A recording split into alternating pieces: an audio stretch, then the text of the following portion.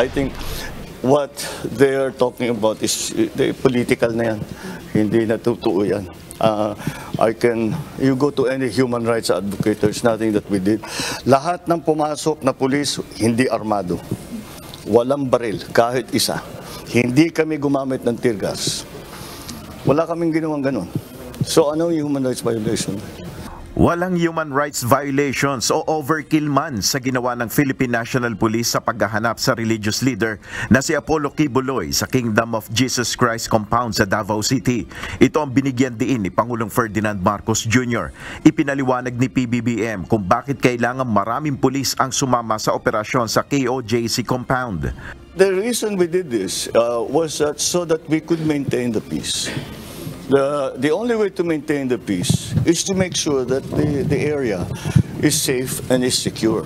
And considering this is a 30-hectare compound, kailangan mo talaga ng maraming tao. Hindi mo pwedeng gawin ito na isang dosenang pulis. Para hindi na bale yung mga lumalaban o yung mga nagre-resist, nanghaharang, hindi na bale muna yun.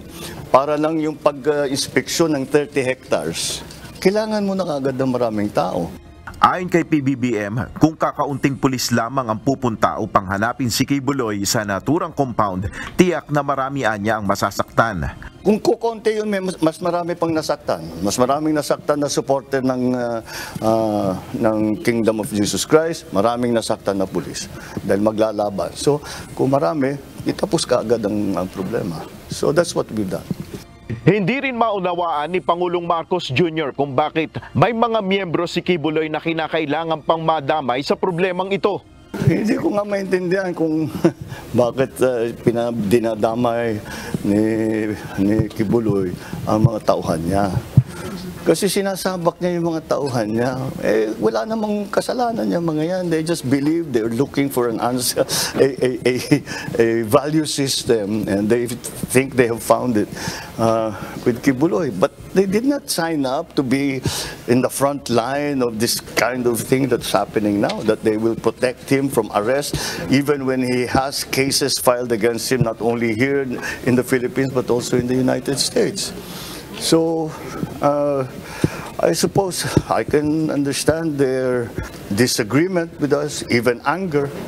But what all that the police are doing is enforcing the warrant of arrest against Apollo Quiboloy. Sa huli, ayon kay Pangulong Marcos, ginagawa lamang ng mga pulis ang kanilang tungkulin. Nel Maribuhok, UNTV News and Rescue, Diyos ang aming sandigan, serbisyo publiko ang aming pinahalagahan.